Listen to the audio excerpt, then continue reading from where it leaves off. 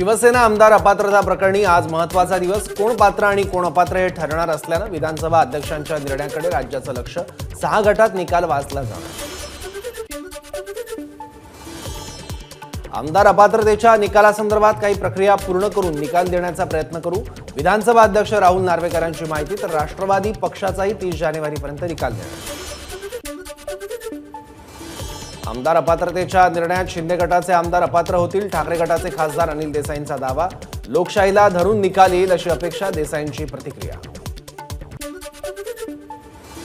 आमदार अपात्रतेप्रकरणी शिंदे गटाच्या बाजूने निर्णय लागेल। शिंदे गटाचे आमदार श्रीनिवास वनगा यांचा दावा। तर महायुतीतील कोणत्याही पक्षाच्या चिन्हावर लढण्याचा आमच्यावर दबाव नाही, वनगा यांचं वक्तव्य।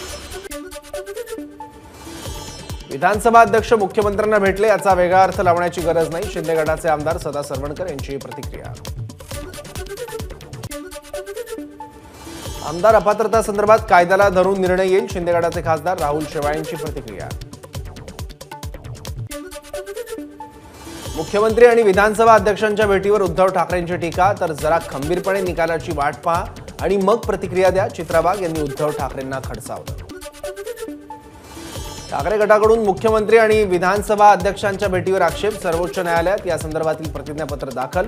यामध्ये टाइम्स ऑफ इंडिया आणि एबीपी माझाच्या बातमीचा ठाकरे गटाकडून संदर्भ। शिंदे आणि नार्वेकर यांची भेट योग्य नव्हे। ती भेट म्हणजे न्यायमूर्ती आणि आरोपीनं भेटण्यासारखं। तर येणारा निर्णय घटनेनुसार असेल अशी आशा। आदित्य ठाकरेंची प्रतिक्रिया।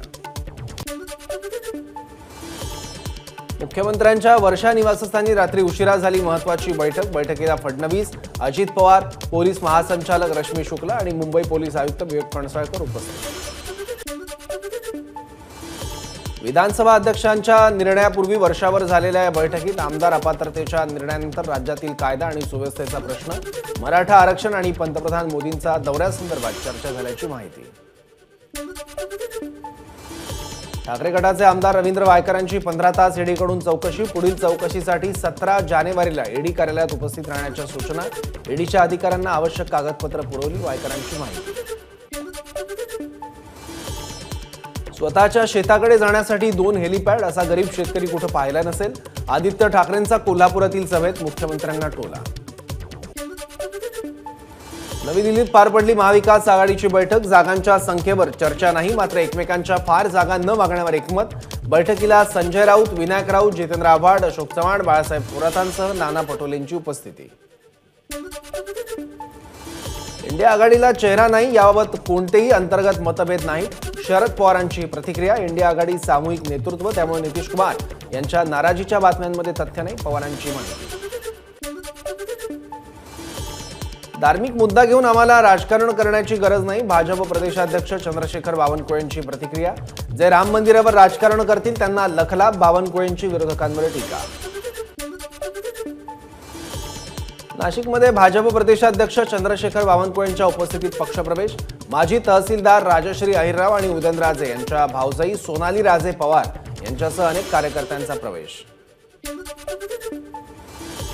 लोकसभा निवडणुकांसाठी भाजप मैदानात। मुंबई भाजप अध्यक्ष आशिष शेलार यांच्या नेतृत्वात मुंबई लोकसभा निवडणूक समितीची घोषणा।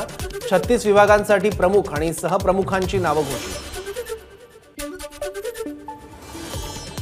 आगामी लोकसभा निवडणुकीसाठी भाजपकडून तयारी सुरू। मुंबई भाजप कार्यालयात आज दक्षिण मुंबई कोअर कमिटीच्या बैठकीचं आयोजन। केंद्रीय मंत्री अनुराग ठाकूर उपस्थित राहणार। खारघरमध्ये मनसेच्याच 2 गटांचा राडा। अमित ठाकरे यांनी जीवे मारण्याचा प्रयत्न केला। मनसे माथाडी सेनेचे नेते महेश जाधव यांचा आरोप। खारघरमधील मेडिकवर रुग्णालयाबाहेर माथाडी कामगार आणि मनसे कार्यकर्त्यांचा राडा। रुग्णालयाकडे येणाऱ्या मनसे कार्यकर्त्यांना माथाडींनी लावलं पळवून। माझी हत्या झाली तरी चालेल, पण मी खरंच बोलणार। बरं वाईट झालं तर राज आणि अमित ठाकरे जबाबदार असतील। मला अमित ठाकरेंनी डोक्यात मारलं, महेश जाधवांचा आरोप। महेश जाधवांनी अमित ठाकरेंचा अपमान केल्यानं अन्य मनसे कार्यकर्त्यांकडून मारहाण। आरोपात काहीही तथ्य नाही, संदीप देशपांडेंचा दावा। महेश जाधव मनसेच्या नावावर पैसे गोळा करायचा, देशपांडेंची प्रतिक्रिया। महेश जाधव यांच्याबरोबर आपल्याला मारहाण केल्याचा माथाडी कामगारांचा आरोप। माथाडी कामगारांच्या हाताला जखमा। ठेकेदार विनय अग्रवाल, राज ठाकरे आणि अमित ठाकरेंना भेटल्याचा आरोप। यानंतर मराठा आंदोलकांवर कारवाया झाल्या तर त्या अजित पवारांनीच करायला लावल्या असा अर्थ निघेल. मनोज जरांगेंचा अजित पवारांना इशारा. सरकारने आरक्षणासाठी 7 महिने झुंजायला लावलं, जरांगेंची टीका. मुंबई आंदोलनासाठी कोणी पैशाची मागणी करत असेल तर देऊ नका, मनोज जरांगेंचं आवाहन. तर पैसे मागितल्याच्या काही गोष्टी माझ्या कानावर आल्या, जरांगेंची माहिती. मराठा आरक्षणासाठी स्थापन झालेली शिंदे समिती पुन्हा एकदा मराठवाड्याच्या दौऱ्यावर येणार. 11 तारखेला संभाजीनगर आणि 12 तारखेला लातूरला बैठक घेणार. मूळ मराठा समाजाला एससीबीसी मधून आरक्षण हवं, अण्णासाहेब पाटील आर्थिक विकास महामंडळाचे अध्यक्ष नरेंद्र पाटील यांची मागणी. तर मुंबईला जाण्याबाबत जरांगे पाटलांनी विचार करायला हवा, नरेंद्र पाटलांचा सल्ला. पुण्यातील भोर तालुक्यातील 37 गावांमध्ये मराठा समाजाकडून शाखांचं उद्घाटन. मनोज जरांगेंच्या मराठा आरक्षणासाठीच्या लढ्याला ताकद मिळावी म्हणून 37 गावांमध्ये शाखा सुरू. एसटी महामंडळाकडे सवलतीचे 350 कोटी रुपये राज्य सरकारकडून सुपूर्द. आज संध्याकाळपर्यंत एसटी कर्मचाऱ्यांचे पगार खात्यात जमा होतील, एसटी महामंडळाची माहिती. एबीपी माझाच्या बातमीनंतर राज्य सरकारला जाळ. उपमुख्यमंत्री अजित पवार सगळ्यांच्या वयावर बोलतात, मात्र ते मोदींच्या वयावर कधी बोलले नाहीत. रोहित पवारांचा अजित पवारांना टोला. मोदींनी राजकारणातून बाहेर गेलं पाहिजे असं म्हणण्याची हिंमत अजित पवारांमध्ये आहे का, रोहित पवारांचा सवाल. महायुतीमधील नेत्यांच्या बैठकीत लोकसभेचं जागा वाटप होईल. जागा वाटपासाठी जिंकून येण्याचा मेरिट हाच मुख्य निकष राहील, मंत्री धर्मराव बाबा आत्राम यांची माहिती. भाजपच्या सातारा लोकसभेच्या उमेदवारीसाठी जे प्रयत्न करतायत ते माझ्यासाठीच प्रयत्न करतायत. खासदार उदयनराजे भोसलेंचा मिश्किल टोला. तर सातारा लोकसभेला मीच उभं राहणार, उदयनराजेंचं संकेत. आगामी निवडणुकीत रजत सेठी अजित पवार गटाची रणनीती ठरवणार. अजित पवार गटाच्या प्रवक्ते आणि सोशल मीडिया टीमला रजत सेठींनी केलं मार्गदर्शन. राज्य सरकारच्या मुख्यमंत्री महिला सशक्तीकरण अभियानाला सुरुवात. गडचिरोलीतून मुख्यमंत्री एकनाथ शिंदे आणि उपमुख्यमंत्री देवेंद्र फडणवीसांच्या उपस्थितीत अभियानाची सुरुवात. इयत्ता 10वी आणि 12वीच्या परीक्षांचं अंतिम वेळापत्रक जाहीर. 21 फेब्रुवारी ते 19 मार्च या कालावधीत 12वीची तर 1 ते 26 मार्च या कालावधीत 10वीची परीक्षा होणार. नीट पीजी परीक्षा पुढे ढकलली. 7 जुलैला होणार परीक्षा, अगोदर 3 मार्चला होणार होती परीक्षा. निवडणूक प्रक्रियेत अडथळा येऊ नये म्हणून सर्व प्रशासकीय बदल्या 31 जानेवारीपर्यंत पूर्ण करा. केंद्रीय निवडणूक आयोगाचं राज्य सरकारला पत्र. मुंबईच्या उपनगरीय रुग्णालयात कामगार भरतीसाठी चुकीच्या पद्धतीनं कंत्राटदारांची नियुक्ती. कार्यारंभ आदेश तात्काळ रद्द करा. विरोधी पक्षनेते अंबादास दानवेंची मागणी. नांदेडमध्ये वसतिगृहातील विद्यार्थ्यांना दमदाटी करणाऱ्या वसतिगृह चालकांची उचलबांगणी. नायगावच्या शासकीय वसतिगृहातील प्रकार. सकस आहार देण्याऐवजी विद्यार्थ्याला दमदाटी केल्याचा प्रकार. बीडमध्ये 6 महिन्याच्या चिमुकलीला पोत्यात बांधून फेकल्याचा धक्कादायक प्रकार. परळी तालुक्यातील मालेगाव रोडवरची घटना. स्त्री भ्रूण हत्येच्या प्रकरणातून हा प्रकार घडल्याची शक्यता. नाशिकच्या देवळाली गाव परिसरात टोळक्यांकडून वाहनांची तोडफोड. 2 गटातील जुन्या भांडणातून कृत्य केल्याचा संशय. बंगळुरूतील महिलेने घेतला पोटच्या मुलाचा जीव. गोव्यात मुलाची हत्या करून मृतदेह बॅगमध्ये भरून कर्नाटकात परतली.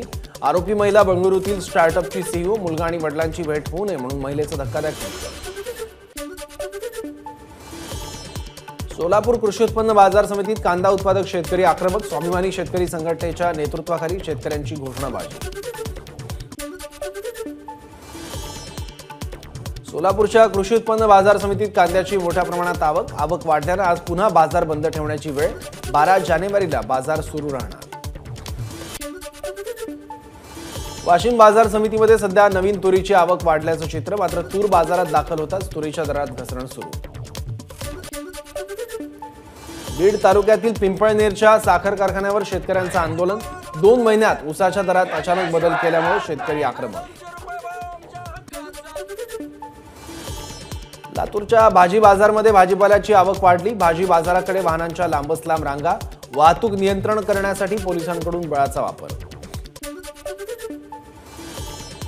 नाशिकच्या मनमाडमध्ये टँकर चालकांचं पुन्हा स्टीअरिंग छोडो आंदोलन. मात्र आंदोलनाची जबाबदारी घेण्यास कोणीही तयार नाही. सिंधुदुर्ग जिल्ह्यात सलग दुसऱ्या दिवशी अवकाळी पाऊस. अवकाळी पावसामुळे आंबा आणि काजू उत्पादक शेतकरी चिंतेत. 22 जानेवारीला उत्तर प्रदेशातील सर्व शाळा आणि शैक्षणिक संस्थांना सुट्टी जाहीर. राम मंदिर प्राणप्रतिष्ठा सोहळ्यानिमित्त योगी सरकारचा निर्णय. बंगळुरूच्या साई भक्तांकडून साईबाबांना 29 लाखांचा सुवर्ण मुकुट अर्पण. राजाराम कोटा यांच्या परिवाराकडून 504 ग्रॅम वजनाचा सुवर्ण मुकुट अर्पण. धुळ्यात राम मंदिराची प्रतिकृती उभारणार. राम मंदिर उद्घाटनाच्या पार्श्वभूमीवर पांझरा नदीपात्रात मंदिर बांधण्याचं काम सुरू. दिल्लीच्या गीता कॉलनीमध्ये 51 फुटांची हनुमानाची मूर्ती तयार. 22 जानेवारीला राम मंदिराच्या प्राणप्रतिष्ठेच्या वेळी या मूर्तीचेही लोकार्पण होणार. 12 जानेवारीला पंतप्रधान मोदी नाशिकच्या काळाराम मंदिरात दर्शनाला येण्याची शक्यता. या पार्श्वभूमीवर मंत्री गिरीश महाजनांसह केंद्रीय पथक आणि स्थानिक अधिकाऱ्यांनी केली मंदिराची पाहणी. भाजपचे ज्येष्ठ नेते आणि लालकृष्ण अडवाणी राम मंदिराच्या प्राणप्रतिष्ठा सोहळ्याला उपस्थित राहणार. तर मुरली मनोहर जोशी यांच्याकडून अंतिम निर्णय येणं बाकी. विश्व हिंदू परिषदेच्या नेत्यांची माहिती. अयोध्येत भव्य राम मंदिर उभारणाऱ्या कामगारांना प्राणप्रतिष्ठा सोहळ्याचं निमंत्रण. 22 जानेवारीला पंतप्रधान मोदींच्या हस्ते होणार रामललांची प्राणप्रतिष्ठा. प्रख्यात शास्त्रीय गायक रशीद खान यांचं कर्करोगानं निधन. वयाच्या 55व्या वर्षी कोलकाता इथल्या रुग्णालयात घेतला अखेरचा श्वास. उस्ताद रशीद खान यांच्या निधनानं रसिकांना मंत्रमुग्ध करणारा आवाज हरपला. मंत्री सुधीर मुनगंटीवारांनी वाहिली श्रद्धांजली.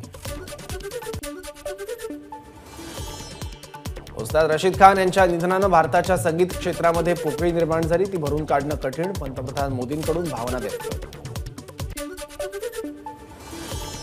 सरकार एक राष्ट्र एक निवडणूक यावर जनतेचं मत जाणून घेणार. माजी राष्ट्रपती रामनाथ कोविंद यांच्या अध्यक्षतेखाली समिती स्थापन. 15 जानेवारीपर्यंत जनतेचं मत जाणून घेणार. पंतप्रधान मोदी 3 दिवसांच्या गुजरात दौऱ्यावर. आज गांधीनगरमध्ये गुजरात व्हायब्रंट समिटचं पंतप्रधानांच्या हस्ते उद्घाटन. संरक्षण मंत्री राजनाथ सिंग इंग्लंडच्या दौऱ्यावर. ब्रिटिश आर्मीच्या वतीने लंडनमध्ये राजनाथ सिंग यांचं स्वागत. भारतीय संरक्षण मंत्र्यांच्या स्वागतासाठी गार्ड ऑफ ऑनर हिंदीतून. संरक्षण मंत्र्यांची लंडनमधील स्वामीनारायण मंदिराला भेट. यावेळी राजनाथ सिंग यांनी पूजाही केली.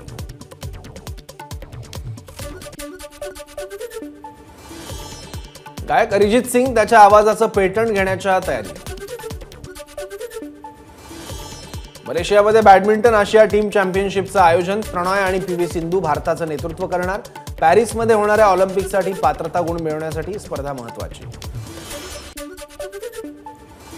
महिला क्रिकेट स्पर्धेत ऑस्ट्रेलियाकडून भारताचा 7 विकेट्स राखत पराभव. 3 सामन्यांच्या T20 मालिकेत 2-1च्या फरकाने ऑस्ट्रेलिया विजयी. एबीपी माझा, उघडा डोळे बघा नीट.